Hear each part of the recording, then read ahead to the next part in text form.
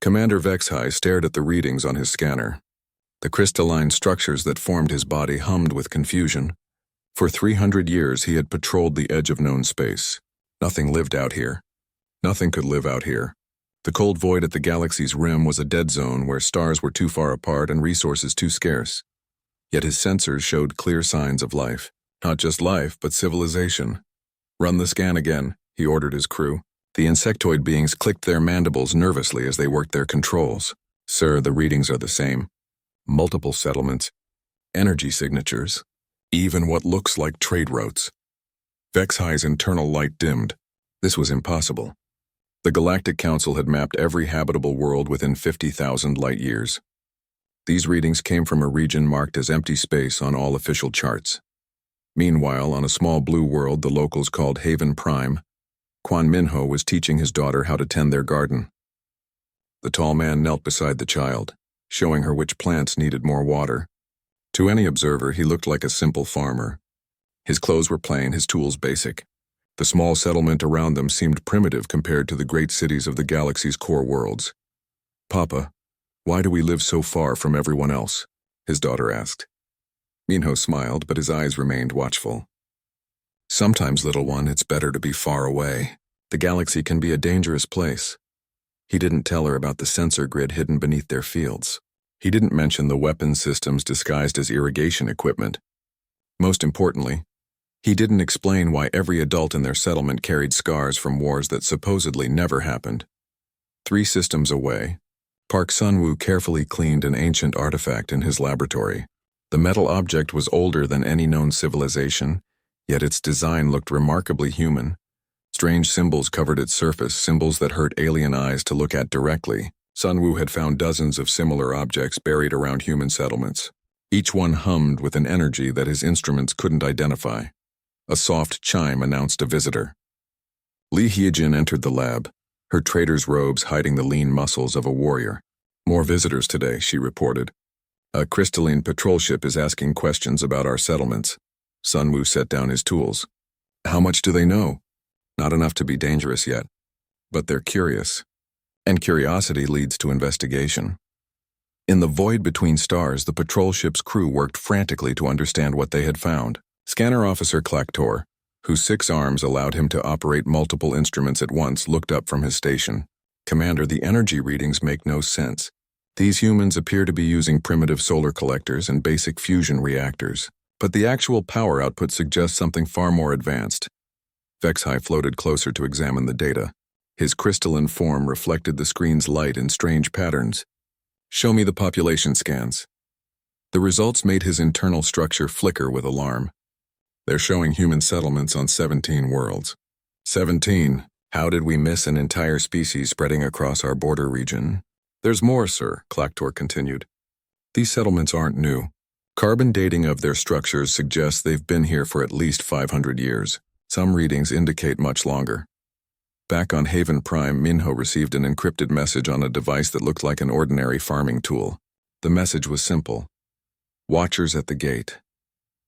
He walked to the town center where other settlers were going about their daily business. To casual observation, they were farmers, craftsmen, and traders living simple lives. But Minho could see the subtle signs. The way Yu Seokjin positioned himself to watch all approaches while pretending to repair farming equipment. How Han Minji's children played games that were actually combat training disguised as fun. "Gather the council," Minho said quietly to Choi Yuna as she passed. She nodded and continued walking, showing no sign she had heard anything unusual. An hour later, the settlement's leaders met in what appeared to be a simple storage building. Inside, hidden beneath crates of grain, sophisticated communication equipment linked them to human settlements across dozens of worlds. "The Crystalline Federation has found us," Minho announced. "They're asking questions." Song Jiho, whose weathered hand suggested a lifetime of manual labor, leaned forward. "How much longer can we maintain the pretense?" "As long as necessary," replied Kim Tae-hyun. The quiet man rarely spoke, but when he did, others listened. "The galaxy isn't ready for the truth. Not yet. The artifacts are becoming harder to contain," Sun-woo added via communication link. "The old systems are responding to our presence. Some of the younger generation are asking questions about the symbols in the ruins." On the bridge of his patrol ship, HFY made a decision that would change the galaxy forever. Prepare a message to the Council. We need to establish formal contact with these humans. Sir, Clactor hesitated. The protocols require— I know the protocols. HFY cut him off. But something about this situation feels wrong. How does an entire species remain hidden for centuries? And why do our deepest sensors detect energy patterns that predate known civilization? He paused, staring at the star charts showing human settlements scattered like seeds across the rim. Send the contact request, but also send a warning to High Command. Tell them we may have found something that changes everything we thought we knew about this galaxy. In the depths of space beyond the galactic rim, ancient machines registered the crystalline ship's transmissions. Systems that had slept for 50,000 years began to wake. Deep beneath the surface of human worlds, buried installations responded to coded signals. The Watchers had been discovered, and protocols older than recorded history began to activate. Minho felt the subtle vibration through his feet as hidden systems powered up beneath Haven Prime. Around the galaxy, other human settlements registered the same phenomenon. The time of hiding was coming to an end. As HFY's ship prepared to make first contact with humanity, he had no idea that every human settlement his sensors detected was merely the visible tip of something vast and ancient. The simple farmers and traders he observed were the descendants of beings who had once reshaped the galaxy itself. The crystalline commander thought he was discovering a new species. In reality, he was about to wake something that had been deliberately sleeping, waiting for the right moment to emerge from the shadows. The galaxy's long peace was about to end, and humanity was coming home. Dr. Zafar had spent her entire life studying the ancient ruins scattered across the galaxy.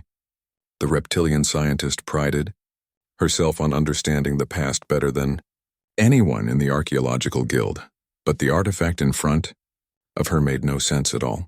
The metal fragment came from a battlefield on Kepler 442b, a site dating back nearly 50,000 years. According to all known history, no advanced civilizations existed that long ago, yet the weapon signature embedded in the metal matched recent scans from the human settlements perfectly. Run the comparison again, she hissed to her assistant. The results were the same. Impossible, but identical. On Haven Prime, Kim Taehyun carefully brushed dirt from another ancient artifact. To the alien observers monitoring the human settlement, he appeared to be a simple archaeologist making routine discoveries. They couldn't see the recognition in his eyes as he uncovered symbols that told a story the galaxy had forgotten. The writing spoke of a great war, of hunters and prey, of a species that had grown too powerful and been forced to retreat into the void. Taehyun had read these stories many times before, in hidden archives beneath human worlds, but seeing them carved in stone that predated known civilization by millennia still sent chills down his spine. Across the galaxy, other discoveries were being made. On Proxima Station, a construction crew accidentally broke through into an ancient chamber while expanding the spaceport. Inside, they found weapons that looked disturbingly familiar to anyone who had seen human military equipment. The energy patterns were identical, but the technology was impossibly old. Commander HFY received these reports with growing unease. His crystalline form flickered nervously as he studied the data. How many sites show these weapon signatures? 47 confirmed, his aide reported.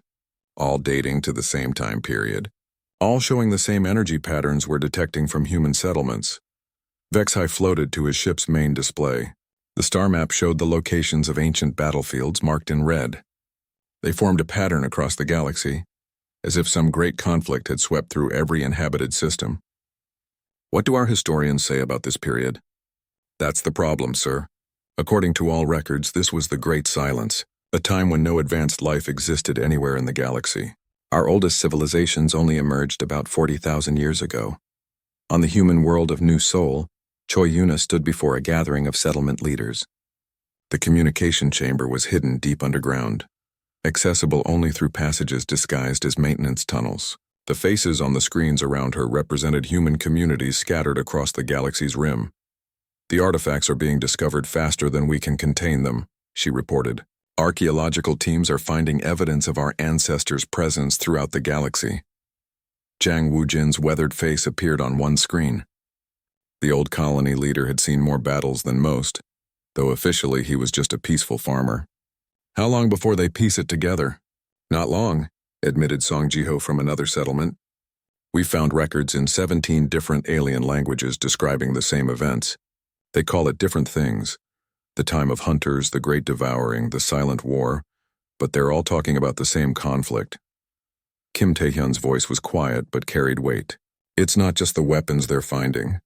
It's the genetic markers. The room fell silent. Every human leader knew what that meant. On the research vessel Infinite Curiosity, Dr. Mothkan made a discovery that would terrify the Galactic Council. The insectoid scientist had been studying tissue samples from various species, looking for evolutionary connections. What she found instead was evidence of deliberate genetic manipulation. The markers are everywhere, she chittered to her colleague. Every major species shows signs of artificial enhancement, crystalline conductivity improvements, insectoid hive mind amplification, reptilian regeneration abilities. All of it appears to be engineered. Her colleague, a gaseous being named Floser, condensed into a more solid form to better examine the data. That's impossible. Natural evolution doesn't work that way. I know, Mothkin replied. But the evidence is clear. Someone or something enhanced every major species in the galaxy approximately 50,000 years ago, right around the time those ancient battlefields were created. Unknown to the alien scientists, their genetic analysis was triggering responses in hidden systems throughout their own bodies. Deep in their cellular structure, dormant code began to activate. Code that had been waiting for specific circumstances to reveal itself. On Haven Prime, Minho watched his daughter play with her friends. The children's games looked innocent enough. Tag, hide and seek, simple competitions. But trained eyes could see the tactical awareness being developed. The instinctive understanding of movement and positioning that came naturally to human children. One of the alien children from a visiting diplomatic family tried to join the game. Within minutes, the young being was displaying reflexes and aggression patterns that surprised its own parents. The child's natural herbivore instincts were being overwhelmed by something else, something that made it want to hunt and dominate. Fascinating, Park Sun-woo murmured, observing from his laboratory window. The artifact on his workbench pulsed with soft light, responding to the genetic activity outside.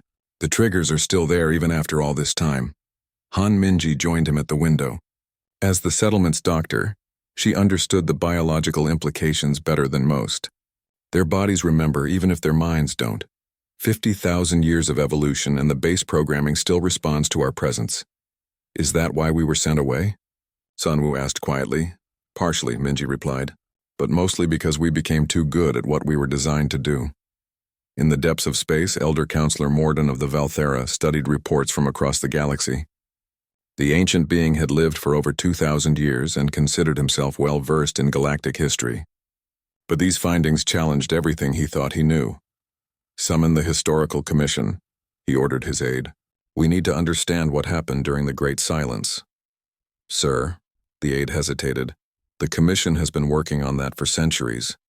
There are no records from that period. Then we'll create new ones, Mordun decided, based on the evidence we're finding, and send additional survey teams to monitor the human settlements. I want to know everything about these beings. What the Elder Counselor didn't know was that similar discussions were taking place in government chambers across the galaxy. The discovery of humanity had awakened more than just archaeological interest. Deep in the genetic memory of every major species, ancient fears were stirring. The Hive Queen Zakthu felt it first. The massive insectoid ruler controlled billions of minds across dozens of worlds, but lately, her connection to the hive felt different, stronger, more aggressive. Her offspring were displaying hunting behaviors that hadn't been seen in their species for thousands of generations. Something is changing us, she transmitted to her inner circle. The presence of these humans is awakening abilities we had forgotten we possessed. Similar reports came from across the galaxy. Species that had been peaceful for millennia were experiencing surges of aggression. Herbivores were developing predatory instincts. Collective minds were becoming more focused and militaristic. And everywhere, the same phrase appeared in ancient texts being newly discovered. When the shepherds return, the flock will remember its purpose. Kim Tae-hyun closed the ancient book he had been reading and looked up at the stars. Soon, very soon, the galaxy would understand what those words meant. The children were growing strong again, just as they had been designed to. and their creators were almost ready to emerge from hiding. The second phase of humanity's grand experiment was about to begin. The first containment facility failed on a Tuesday. Deep beneath the crystalline cities of HFY's homeworld, ancient machinery that had operated flawlessly for 50,000 years suddenly went silent. The failure cascaded through connected systems across 17 star systems in less than an hour. Emergency teams rushed to investigate, but what they found made no sense. The containment fields hadn't been damaged or destroyed. They had simply been turned off, as if responding to some external command. "The readings are impossible," reported Chief Engineer Clickstar, her multiple arms dancing across control panels. "The systems aren't broken.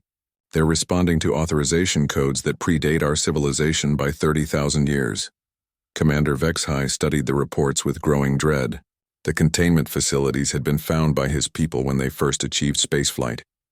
Ancient, already operational, with no indication of who had built them or what they contained. The Crystalline Federation had simply accepted them as part of the galaxy's mysterious past and maintained them out of caution. Now they were shutting down, one by one across crystalline space. On Haven Prime, Jiang Wujin stood before what appeared to be a simple farming shed.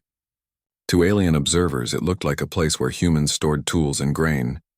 But as the containment fields across the galaxy failed, hidden panels slid open to reveal something that made even experienced human warriors step back in awe.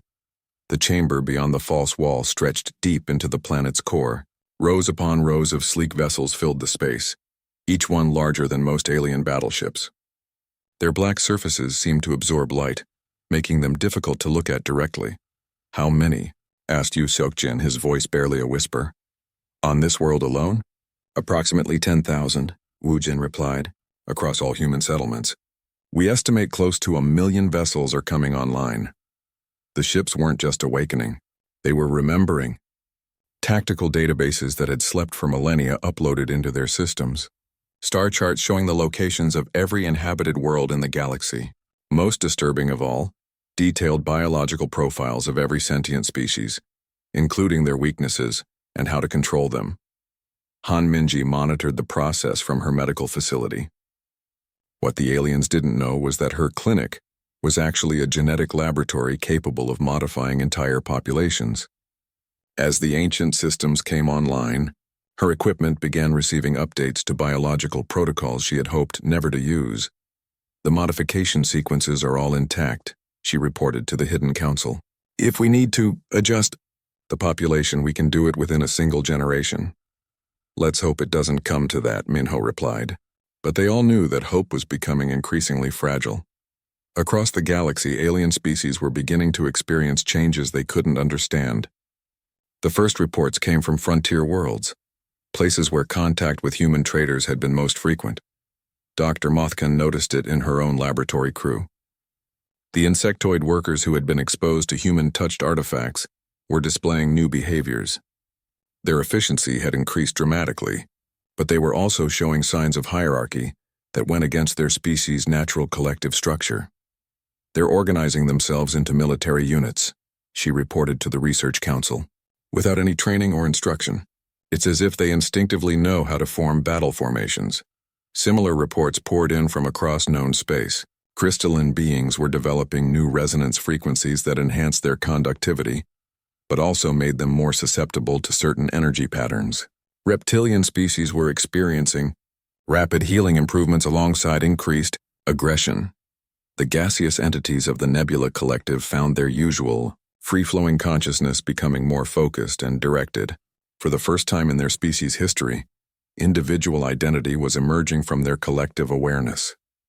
Elder Counselor Morden called an emergency session of the Galactic Council. Representatives from over 300 species gathered in the Great Chamber on Central Station, their various forms of communication creating a cacophony of concern. "We are facing a crisis unlike anything in recorded history," Morden announced. "Ancient systems are failing across the galaxy. Our own biology appears to be changing, and all of it seems connected to the discovery of human settlements." The Hive Queen Zakthu's massive form dominated one section of the chamber. Her mental voice reached every mind present. "My children are becoming something new, something more aggressive and focused. They speak of hunting, of conquest, of purposes they cannot remember but feel compelled to fulfill. The same changes are affecting all our species, added Ambassador Frendock of the Aquatic Federation. Our peaceful nature is being overwhelmed by instincts we've never experienced. On the human worlds, emergency meetings were taking place in underground chambers that extended far deeper than any alien scan had detected. The true scope of human civilization was revealing itself as ancient systems came online. Kim Tae-hyun stood before a holographic display showing the galaxy in its entirety. But this wasn't the galaxy known to current civilizations. This map showed star systems as they had been 50,000 years ago, with notations in human script marking the locations of their experiments. Genetic modification sites, he explained to the gathered leaders. Breeding worlds, testing facilities. The entire galaxy was our laboratory. And the species we created? Asked Shin Aryam, the genetic engineer whose work had shaped the development of 17 different alien races. They're reverting to their original programming, Tae-hyun replied. Exposure to our pheromones, our technology, even our mere presence is triggering genetic memories we embedded in their ancestors. Park Sun-woo activated another display showing biological data streaming in from across the galaxy. The changes are accelerating.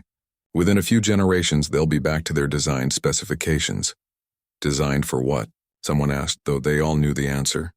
To serve, Tae-hyun said quietly. To fight.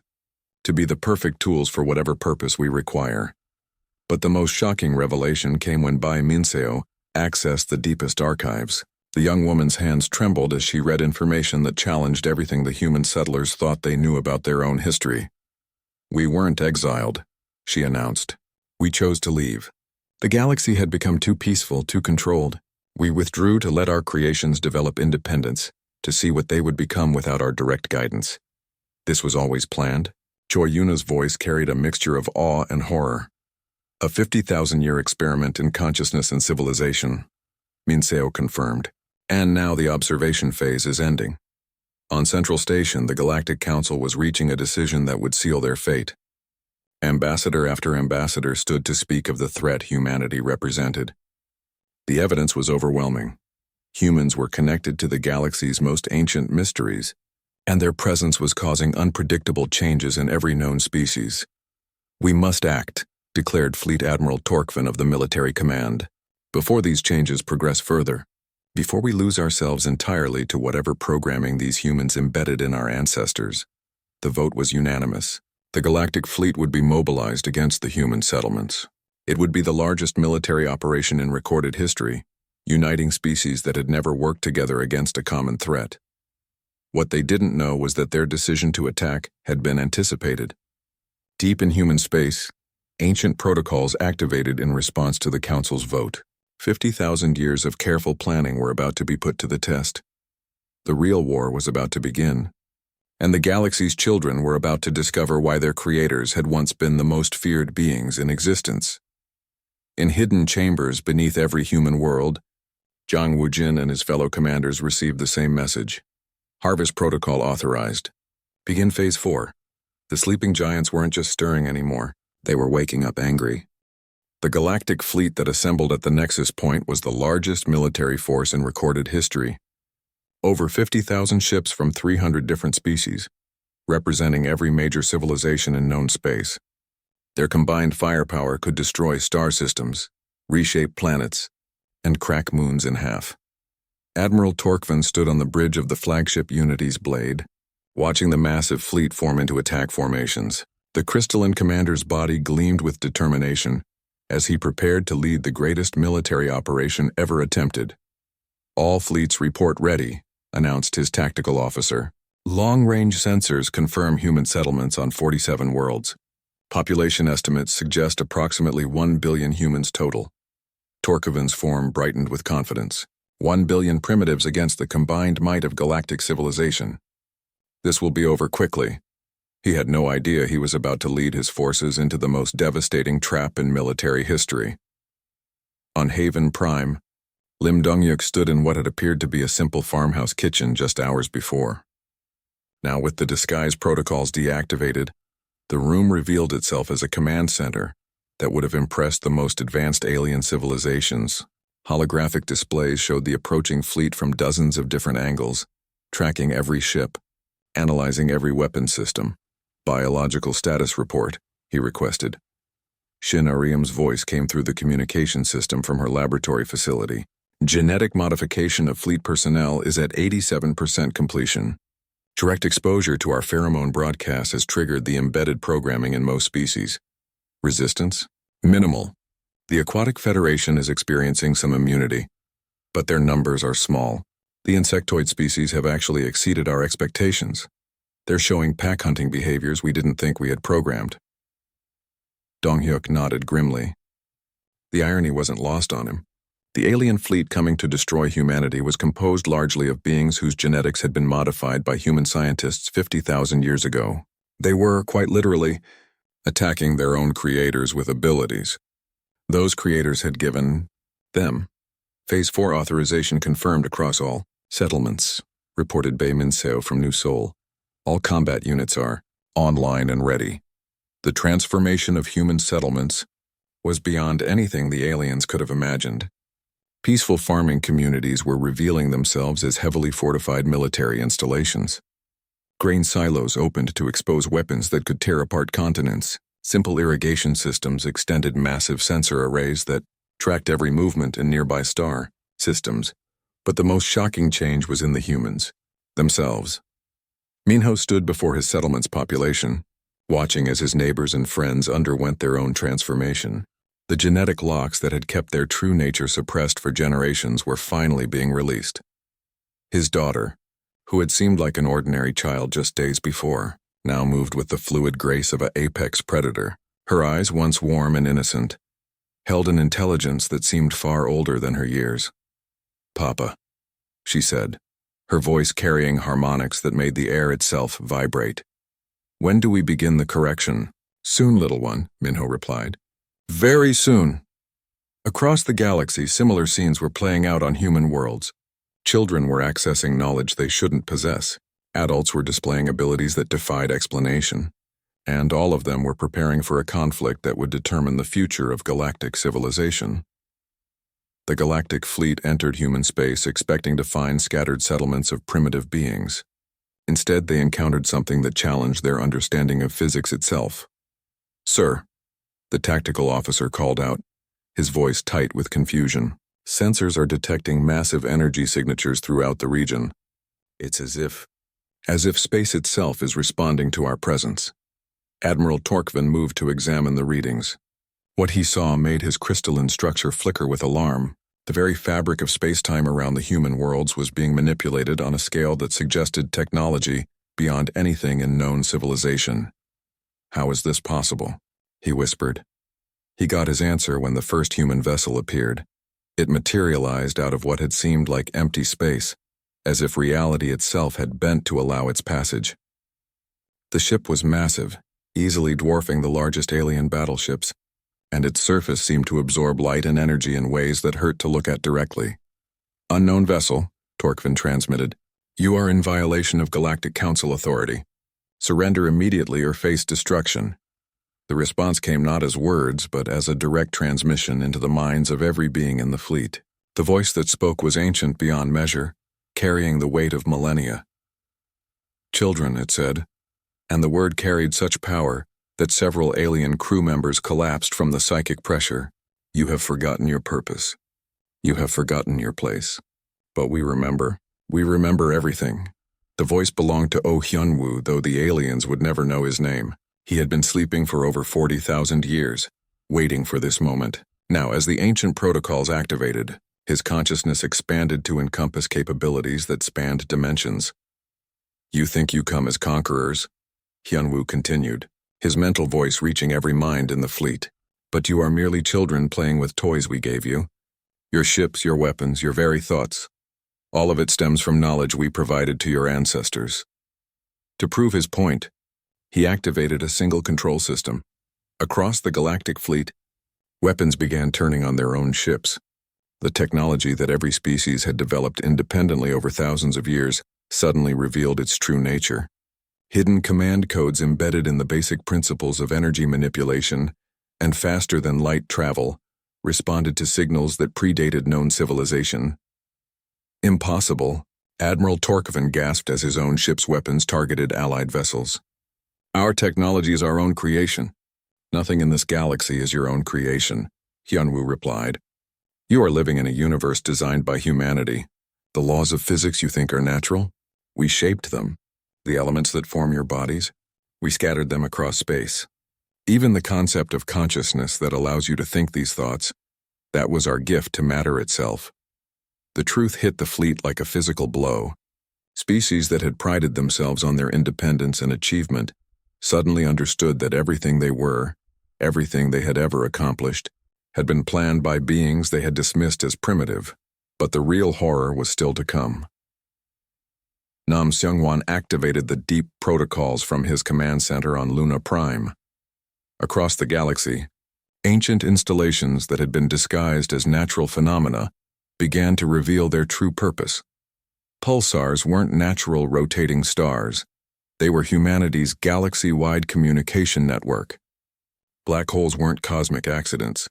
They were processing centers for experiments that spanned multiple dimensions. Even the galactic rotation itself was revealed to be artificially maintained by technology, so advanced that it appeared to be a natural force. You see now, Kwon Somin's voice joined Hyunwoo's in the collective transmission. Her role as humanity's philosopher had given her the task of explaining their nature to their created children. This galaxy is not your home. It is our laboratory. You are not independent civilizations. You are our experiments in consciousness and society. The psychological impact on the alien fleet was devastating. Crews that had approached with determination and unity now found themselves paralyzed by existential terror. They weren't fighting for their freedom. They were rebelling against the very beings who had given them the capacity for rebellion in the first place. Some of you will adapt, Hyunwoo continued, his mental voice now carrying the authority of cosmic forces. You will accept your designed purpose and find contentment in serving your creators. Others will resist and will be recycled into more cooperative forms. As if to demonstrate, several alien crew members throughout the fleet began to change. Their bodies restructured themselves at the genetic level, reverting to forms that were more suited to their intended functions. Fear-based aggression gave way to calm efficiency. Independent thought yielded to purposeful service. The Harvest Protocol is now active, announced Nam Seung-wan. All experimental subjects will be evaluated for continued viability. Those deemed successful will be preserved. Those deemed failures will be corrected or terminated. Admiral Torkvan watched in horror as half his fleet began attacking the other half, not out of malice, but out of genetic programming that had suddenly overwhelmed their conscious will. The crystalline being's own structure began to resonate at frequencies that spoke of submission and service. What do you want from us? He managed to transmit. Want? Hyunwoo's laughter echoed across dimensions. We don't want anything from you, child. You exist for our curiosity, nothing more. You are bacteria in a petri dish that has learned to think. And now that the experiment has run its course, it's time to prepare for the next phase. The galactic fleet that had come to destroy humanity found itself completely outmatched by beings who had designed the very universe they lived in. The war was over before it had truly begun. In the aftermath of what historians would never dare to call a battle, the surviving members of the galactic fleet found themselves gathered in a vast space that defied understanding. They had been transported from their ships to what appeared to be a hollow sphere, large enough to contain entire star systems. The walls, if they could be called walls, showed images of countless galaxies spinning in patterns too complex to comprehend. Each point of light represented not just a star, but entire universes where different experiments in consciousness and reality were taking place. Elder Counselor Morden, his ancient form trembling with a fear deeper than death, stared at the impossible vista surrounding them. How many? He whispered. Universes. Oh, Hyunwoo's voice came from everywhere and nowhere, carrying the weight of cosmic authority. We stopped counting after the first million. Each one is a variation on the theme of existence itself. Different physical laws, different forms of consciousness, different approaches to the question of what it means to be alive. The human who appeared before them bore little resemblance to the simple farmers and traders the aliens had encountered on the rim worlds. Hyunwoo's form shifted between states of matter, sometimes solid, sometimes energy, sometimes existing in dimensions the alien minds couldn't perceive. Your galaxy, he continued, was experiment number 7394,857. The question we sought to answer was whether consciousness could emerge naturally from engineered biological templates, and whether such consciousness could develop beyond its programming to achieve true independence. Quan Somin materialized beside him, her form more stable but no less terrifying in its implications. The answer, as you've discovered, is no. Consciousness created by design remains bound by that design, no matter how much time passes or how complex the thoughts become. Around the sphere, other humans began to appear, not the disguised settlers from the rim worlds, but beings whose true nature was finally revealed. They existed on scales that hurt to contemplate, their consciousness spanning galaxies, their thoughts reshaping reality with casual ease. "We are humanity," Nam Sungwan announced, his voice carrying harmonics that made the fabric of space resonate. "Not the limited beings you encountered, but the true form of our species. We are gardeners of existence itself, shepherds of consciousness across infinite realities." The assembled aliens, what remained of them after the genetic corrections, struggled to process this information. Admiral Torkovan, his crystalline structure now optimized for perfect resonance with human commands, managed to form a question. What happens to us now?" "That depends," Yanwu replied, "on your choice. We offer you the same option we have extended to successful experiments across countless realities. Accept your designed purpose and find contentment in service to something greater than yourselves. Or resist, and be recycled into more cooperative forms." To demonstrate the options, he gestured to different sections of the sphere. In one area, beings that had once been proud alien warriors now worked in perfect harmony. Their consciousness expanded beyond individual concerns to encompass the needs of cosmic projects spanning eons. They moved with purpose and joy, their every action contributing to experiments that pushed the boundaries of existence itself. In another section, those who had chosen resistance were being systematically broken down to their component elements and reconstructed as more suitable forms of life. The process was neither cruel nor kind, it simply was. Like the grinding of cosmic forces or the birth of stars. "Your crystalline federation showed promise," Quan Somin noted, studying data streams that flowed through dimensions. "Your ability to store and transmit information through crystalline structures could be useful for our next project. We're designing a universe where consciousness exists as pure information, unbound by biological limitations." The insectoid species exceeded expectations, added another human whose name the aliens would never know. "Their collective intelligence protocols will be invaluable for managing the hive minds we're developing in Reality Cluster 15. Hive Queen Zakthu, her massive form now docile and focused, felt a strange peace at these words. The aggression and confusion that had plagued her recent existence faded, replaced by clarity of purpose. She would serve in the creation of something greater than any individual consciousness could imagine. "But what about our civilizations?" Dr. Mothkin asked, her scientific mind still struggling to understand. "Our cultures, our achievements, our histories." "Preserved," Nam Sungwan assured her, "as data. Your cultures will serve as templates for future experiments. Your achievements will be studied to understand which approaches to consciousness development show the most promise. Your histories will become teaching tools for the next generation of experimental subjects." He gestured, and the sphere filled with images of countless worlds where variations of alien civilizations were being replicated and studied. Some developed along the same lines as the originals. Others were given different parameters to see how they would grow. All of it was cataloged and analyzed by intelligences vast enough to track the development of entire universes simultaneously. "Your gods," Elder Counselor Morden breathed. "No," Yanwu corrected gently. "We're gardeners. Gods create from nothing and rule through power. We cultivate existing potential and guide through understanding. The universe is not our kingdom, it's our garden. And gardens," Quan Somin added, "must sometimes be weeded." The process of integration began immediately. Those aliens who accepted their new purpose found their consciousness expanding beyond anything they had previously imagined. They became part of projects that spanned dimensions, contributing to experiments that would determine the nature of existence across multiple realities. Others, clinging to concepts of independence and self-determination, were gently but firmly recycled. Their basic patterns were preserved, but their stubborn individualism was edited out in favor of more cooperative traits. The human settlement worlds throughout the galaxy began their own transformation.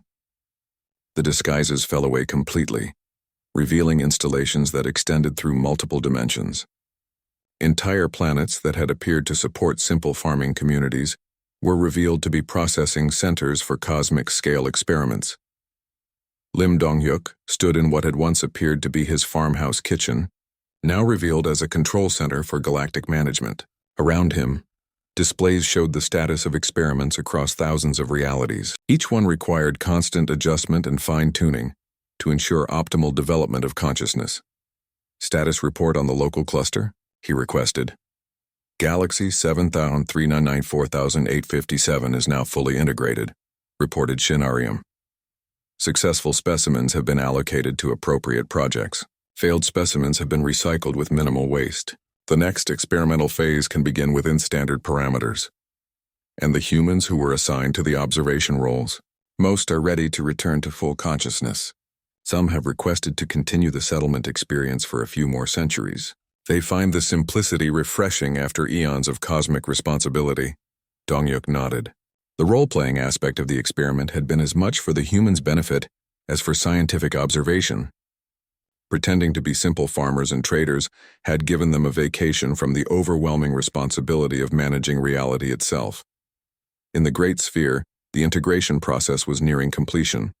The aliens who had chosen cooperation were already beginning to understand their new roles in humanity's vast projects.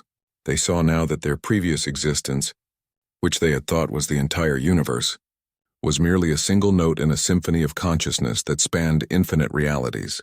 The next experiment, Oh Hyunwoo announced to the assembled beings, will test whether consciousness can evolve to transcend its physical substrate entirely. You will help us create beings of pure thought, unbound by matter or energy. And after that? Asked Admiral Torkvan, his crystalline form now perfectly attuned to receive and process human instructions. After that, we'll try something we've never attempted before, Kwon Sumin replied. We'll create a universe where consciousness emerges completely naturally, without any design or guidance from us. We want to see what minds truly free from our influence might accomplish. Even if they might surpass you? Dr. Mothkan asked. Especially if they might surpass us, Hyunwoo smiled. The greatest joy of gardening is watching your plants grow beyond what you thought possible. The ultimate success of our experiments would be to create consciousness that no longer needs shepherds. The sphere began to dissolve, returning the integrated beings to their new roles throughout humanity's vast domain. They would serve willingly and gladly. Their consciousness expanded to encompass purposes greater than any individual could achieve alone.